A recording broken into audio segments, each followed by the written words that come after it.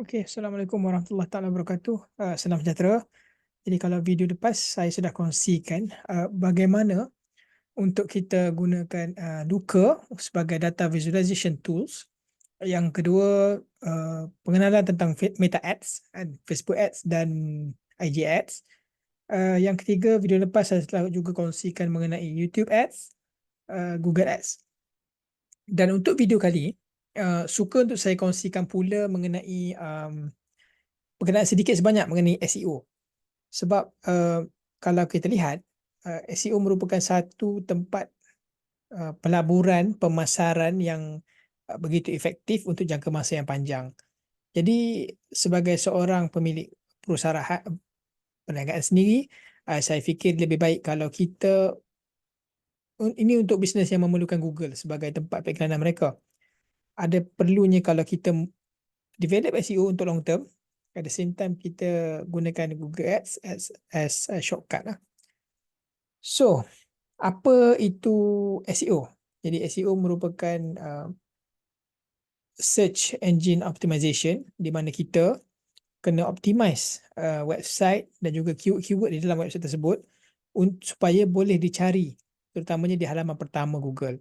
Jadi Google ni dia akan index website itu berdasarkan kriteria tertentu lah. Kan kalau website mana yang tidak tidak banyak spam, yang kontennya begitu beneficial kan, memberikan banyak benefit, at the same time performance yang baik, biasanya untuk market lokal, untuk market Malaysia senang untuk Google untuk rank berbanding dengan market luar yang agak tough lah, sangat kompetitif. Okey, tetapi untuk video kali ini tidaklah menyeluruh mengenai semua mengenai SEO. Dan kalau tuan-puan nak tahu asas SEO, boleh pergi dekat website saya, ada faizazizan.com. Saya letakkan link, saya letakkan tak silap saya, tajuknya adalah Panduan Asas SEO. Kan saya ada tulis artikel mengenai SEO basic. Cuma di artikel tersebut tiada saya ulas hal yang dalam video ini. Jadi apa pun boleh baca yang tu dan tonton video ini sehingga habis. Okey, baik. Pertama sekali, apa yang kita perlu faham? Apa yang Google mahukan kan?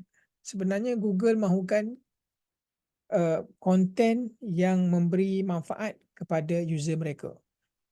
Okey, apa contoh konten yang memberi manfaat?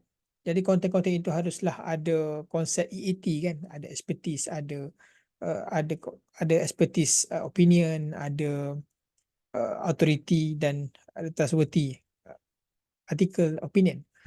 Jadi kena ada unsur tersebut kan. Jadi sekarang ni adalah konsep-konsep seperti semantik yang gunanya untuk memastikan yang video mereka itu blog kita itu memaparkan artikel-artikel yang berguna. Adapun begitu, sekarang orang menggunakan AI, ChatGPT, cuma ya ada artikel yang rank menggunakan GPT. Cuma kita tak tahu kan, Google punya kriteria ni somehow dia akan update dari masa ke semasa. So kena sentiasa careful lah, be careful. Alright. Okay, back to basic. Apa yang Google mahukan sebenarnya? Google mahukan website yang laju, yang okey, yang performance yang baik dan juga konten yang okey. Dua benda. Ini adalah trust kan. This two pillar of SEO. Kita tak payah pergi jauh-jauh sampai technical part, kita tak payah pergi sampai uh, begitu deep kan. Tak payah. Kita ingat dua je. Satu, website yang bagus. Dua, konten yang berguna. Kalau kita ada dua ni, slowly but surely insyaAllah boleh rank.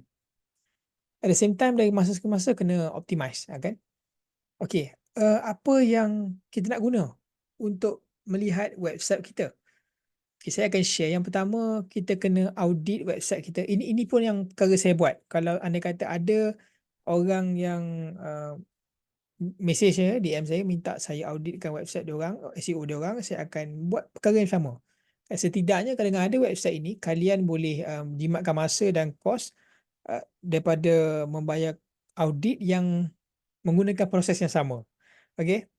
Alright, saya share screen dulu. Okay. Sekejap. Yang pertama kita boleh pergi ke sekejap, kita boleh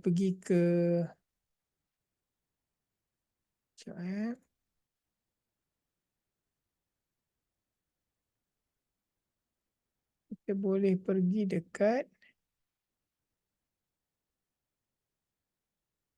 kita boleh pergi dekat GT Matrix kan. So first thing dulu free GT Matrix ni, as guest boleh boleh terus guna lah kan, tapi sekarang kena sign up sikit. Okay, let's say kita ada satu website, kita pergi kat homepage ni, type gtmatrix.com dan kita masukkan website kita. Okay, dan saya kena info awal yang website saya ni baru dibuat dan tidak optimal apa semua tu pun. Itu sebab saya tidak segan silu menggunakannya sebagai contoh lah untuk demo kan. Sebab memang tak baiki apa-apa lagi, baru siap dan dekat dengan cowboy. Okey, ini sebagai contoh, anda pun boleh masukkan URL website anda ke dalam kotak tersebut dan tekan analyze. Alright. Tunggu sebentar dan kita lihat hasilnya lah.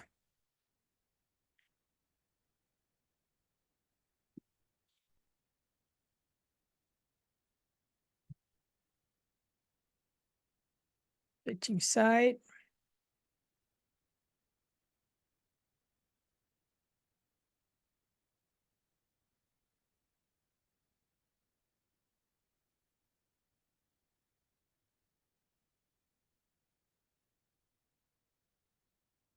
Okey, ni performance. Performance ini. Okey, baik. Jadi, katakan anda hari ni nak buat SEO kan. Contoh anda buat SEO. First anda pergi GT Matrix dan check lah website. Keluarlah macam ni. Okey, jadi apa kita nak buat dengan ni? Overall grade kita adalah C. C ni maksudnya kena tambah baik lah. Kita kena memberikan penambahbaikan lah. Kita kena minta developer untuk optimize website ni. Ya betul, mungkin cantik dan sebagainya, tapi dari sudut optimization tu, itulah grade-nya C kan. Okey, jadi developer ni dia akan buat apa kan? Dia dapat report ini dan dia akan tengok apa yang menyebabkan what is the congested issue kan? Apa isu yang dia kena tengok. Okay, so dia akan tengok dekat structure. Okay, dia akan betulkan ini. Contoh macam yang pertama, lazy load. Dia akan guna apa? Dia akan fix all this problem kan. Kemudian dia akan fix lah index, speed index dan sebagainya. So just bawa report ni dekat developer dan dia akan betulkan lah. Okay, baik. Target berapa? Target A pun okey kan. Kalau nak target perfect 100% tu, yelah boleh buat, tapi apa website kita ada kan, kosong lah kot. So untuk e-commerce pun yang banyak produk, banyak SKU, sure dia sangat susah untuk dapat 90 ke atas kan, 80 ke atas pun agak ni. Tapi as long as click load tu laju, okey. Kita assume okey kan. Okey, clear dengan GT Matrix. Okey, yang kedua adalah tuan-puan boleh gunakan Screaming Frog. Okey. Screaming Frog. Sebentar saya check adakah share Screaming Frog. Tuan-puan pergi Screaming Frog, katak menjerit kan. Jadi Screaming Frog ni merupakan satu tools untuk kita melihat keadaan dalaman website kita. Okey, saya bagi analogi yang mudah kan. Kalau tuan-puan biasa ada kereta dan kereta tu ada masalah, ada isu apa-apalah kan. Bila bawa ke bengkel, apa bengkel akan buat first? First dia akan test ECU kan. Dia akan masukkan kotak komputer tu, dia akan cocok ECU kat kotak hitam tu dan dia akan tengok what is the issue kan. Sama, Screaming Frog actually kita masuk ke website kita URL, sama macam kita buat kat GT Matrix, dan dia akan tengok apakah link-link yang bermasalah, apakah komponen-komponen yang perlu kita baiki. Kan? Sama, so kita check, bukan check ECU kat situ kan. Okay, dan Screaming Frog ni ada dua type, satu yang paid, satu yang free. Tapi biasalah kalau yang free ni dia ada limitation kan, dia ada features yang kita dapat. But overall kalau tanya saya, Screaming Frog ni is a must. Kan dalam starter kit SEO guide ni kena ada Screaming Frog. Okay. Tapi biasanya ramai yang mengadu kepada saya, katanya takut untuk guna Screaming Frog sebab nampak begitu teknikal. Tak, sebenarnya tak teknikal pun. Kita kena faham beberapa perkara kan. Mana-mana software tools atau technical sting ataupun perkara-perkara ni dia akan ada basic stage, dia akan ada intermediate dan dia ada expert stage kan. It's common kan. It's such a common issue. Jadi as long as kita tahu apa fundamental yang kita mahukan, what is kind of our to-do list is clear kan. Tak perlu kita nak mahir semua benda barulah kita start, tak perlu kan. Kita just give a test water, kita test dulu satu dua perkara dan kita manage to understand what's going on dan kita boleh proceed slowly. Alright. So kena download lah kan.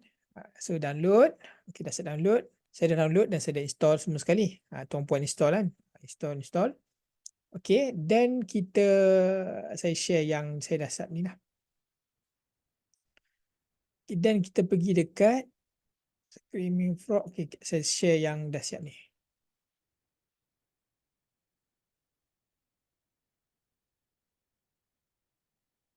Sekejap Screaming Frog. Stop share. Sekejap sebentar.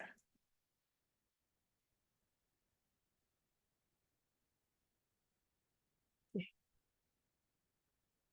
Share kembali. Share screen. Alright. Share screen satu. Okay, sekarang ni Screaming Frog kan kat depan. Right. Jadi dia akan keluar halaman macam ni. Right. Screaming Frog. Okay. Seperti biasa masukkan dulu URL. Masukkan URL dan tekan start. Okay. So dia akan crawl lah. Dia akan crawl keluar semua link-link yang ada. So kita boleh tengok sebenarnya apa website-website. Dan kita boleh guna juga untuk competitor analysis kan, untuk kaji pesaing kita. Sebab pergi dekat first page Google, tengok apa yang top dan kita kena selongkar website dia orang kan. Apa yang dia orang buat kan. Apa yang kita nak tengok? Content, kita nak tengok optimization, kita nak tengok meta description, kita nak tengok backlink apa kan, ke mana mereka bagi backlink, okay. Itu perkara-perkara yang that's kind of gist lah kan in the SEO. It's a must. Alright. So sekarang kita tengah proses kan, di tengah running website kita semua sekali. Okay, dah complete 100%. Okay, apa yang kita kena faham? Pertama, kan ini perkara penting lah kan, important issue berkaitan dengan SEO. Pertama, kita kena faham rule dengan Google untuk SEO adalah tak boleh broken link kan.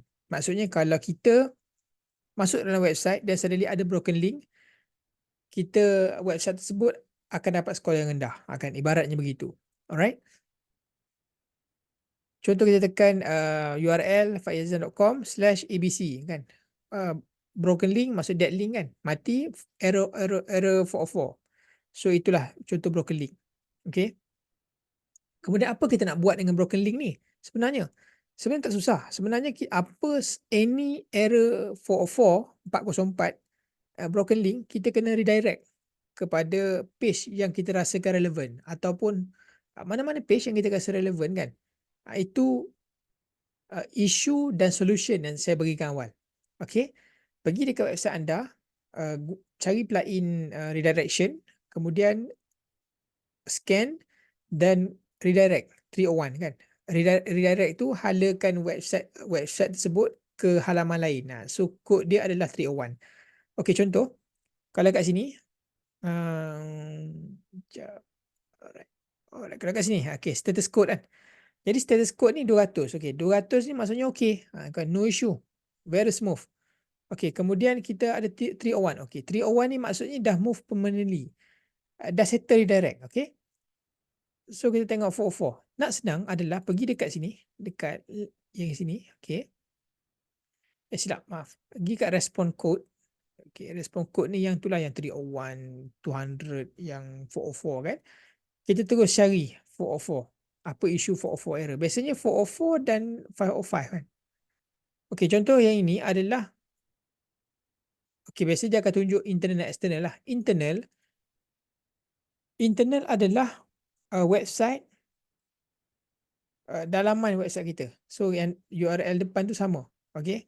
faizazan.com. Okay. Dia akan bermain sekitar domain tu je. Tapi kalau external adalah luar. Luar any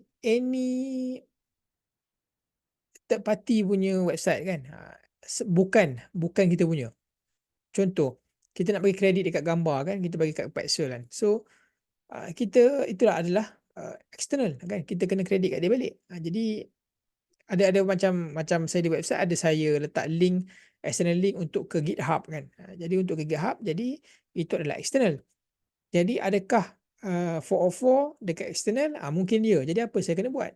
Saya mungkin kena check balik yang tindakan yang saya buat adalah saya mungkin check balik link tersebut adakah betul valid ke tidak URL tersebut. Okay. Yang kedua, ataupun andai kata the party who have I have been give the credit, maksudnya kita bagi backlink tu, kita tag dia tu, mungkin ada isu dan kita akan inform kat dia. Kan, kita akan inform kat dia, encik ada isu isu error kat sini minta betulkan. So at least dia memberikan faedah kepada kita dan juga kepada pihak tersebut. Okay. Alright. Settle dekat situ. Itu contoh pertama. Pertama, saya tunjuk kepada tuan puan cara kita nak cari broken link kan. Caranya adalah pergi kat response codes, ambil client error 404. Okay. Dan lagi satu error yang kena perhatikan adalah 505 kan. 5xx. Maksudnya server error. Server error ni developer lah, kena minta developer settlekan. Okay. Yang lain everything are pretty well lah pada saya kan. Okay. Apa lagi? Yang pertama task kita adalah check broken error. Settle. Kita dah check kat sini. Okay. Saya dah explain internet external. Okay. Yang kedua redirection. Okay. Redirection dah settle. So 404 yang error tadi kita redirect. Kita redirect pergi dekat website yang valid. Alright. Yang ketiga, saya dah explain external, internal. Okay. Dah clear. External, website asing daripada kita. Internal adalah website dalaman kita, structure. Sebab website ni dia ada silo dia tau. Jadi silo dia adalah web URL pertama, bawah dia ada slash, bawah dia ada slash kan ada slug tu kan. Jadi dia adalah ada structure dia sendiri. Jadi kalau structure error, rugilah untuk SEO point kita. Okay. Kemudian mungkin kita nak tengok image kan. Katakanlah kita nak tengok image, website kita susah nak load sebab apa? Sebab image berat kan. Kan kita check GTmetrix kan. GTmetrix. Jadi dia bagi kita list of image dan kita pun boleh double check kan. Kita boleh guna Screaming Frog untuk check size. Apakah size yang berat tu? Tengok kan, mana-mana size yang berat kita boleh compress kan, guna plugin. Kita boleh guna plugin, kita boleh compress awal-awal sebelum kita export ke dalam local kan, local desktop kan, desktop. Okay. Kemudian kita boleh check pula meta description. Okay, macam website saya ni sangat teruk dari sudut meta description sebab saya tak set pun lagi. Jadi apa yang saya kena buat lepas ni adalah saya kena tulis meta description. Kalau kita perasan dekat Google, kita type anything kan, dia ada keluar kita punya URL, dia akan keluar headline, bawah tu ada description kan. Itu adalah meta description. Bila kita tak ada buat meta description, kalau di WordPress guna plugin, di by default dia akan tulis balik, copy balik paragraf pertama. Tetapi ada kalanya kita kena be careful sebab better untuk optimization kita write it by our own lah. Okay. Itu yang penting untuk meta description. Same goes to meta keyword. Kita boleh lihat juga kan, meta keyword. Kita boleh tengok page title, apa page title yang sesuai, kena edit dan sebagainya. Jadi sebab itu saya katakan sebenarnya Screaming Frog ni adalah tools yang basic dan wajib untuk semua mereka yang bergiat dalam SEO. Yalah, walaupun ada advanced stage kan. Contoh macam log analysis kan. Log analysis itu advance yang lain kan. Ada lagi contohnya automation Looker, boleh gunakan Looker automate with Screaming Frog. Contohnya nak analyze dengan lebih in the bulk, katalah kita handle website yang besar seperti saya pernah handle media site yang ada 5 juta kan, 5 juta URL. 5 juta ke 6 5 point something URL. So kalau nak guna Screaming Frog boleh, tapi macam mana saya nak sort the URL, sort semua sekali. berdasarkan GUI paparan yang ada dekat sini kan. Jadi apa yang kita boleh buat is kita boleh gunakan Python. Kita gunakan Python, kita boleh download detail yang kita nak tu dalam CSV, dalam Excel tu. CSV, okey. Kemudian kita boleh gunakan Python untuk analisis, untuk cleaning, untuk wrangling dan analisis. Jadi banyak perkara-perkara teknikal ni yang kalau kita mahir, kita boleh buat perkara tersebut, settlekan masalah tersebut secara fleksibel. Kita boleh ambil file dekat Screaming Frog dan kita boleh guna Python. Contoh juga sama je konsep macam iklan kan dekat Facebook Ads. Sebenarnya Facebook Ads kalau kita tengok ads reporting dia, maaf kalau terlebih tajuk kan. Ads reporting dia, dia sangat begitu limited kan GUI paparan ni. Jadi untuk analisis tu dia agak terhad. Instead of begitu saja, baiklah kalau kita download SSV dan kita gunakan Python kan untuk analisis, kemudian kita boleh visualize, dan visualize itu tak semestinya kita guna Looker saja, kita boleh guna Power BI, kita boleh buat dashboard guna Streamlit kan. Jadi inilah yang dikatakan kalau tuan puan ada minat teknikal, tuan puan boleh buat sesuatu perkara tu dengan lebih fleksibel kan. Kedinamikan tu ada kan. Okey, tapi harus saya peringatkan kalau tuan puan punya website tak besar, URL dia numbers tak banyak, boleh gunakan yang basic ataupun yang free je, it's fine. Kan, tak ada isu. Objektif kita adalah menyelesaikan masalah dengan menyelesaikan masalah secara efisien dengan masa yang paling pendek kan. Paling cepat kita boleh settlekan. Okey. So itu saya dah tunjukkan memberikan penerangan mengenai SEO dan GTmetrix, Screaming Frog dan contoh task yang saya telah berikan dan sedikit explanation. Dan apa yang saya harapkan semoga penerangan saya ini memberikan manfaat kepada tuan-puan. So tuan-puan boleh guna suggestion basic technical SEO yang saya berikan tersebut. Okey. Kalau tuan-puan rasakan bermanfaat, minta kongsikan video ini dengan rakan-rakan. Sekali lagi terima kasih. Assalamualaikum.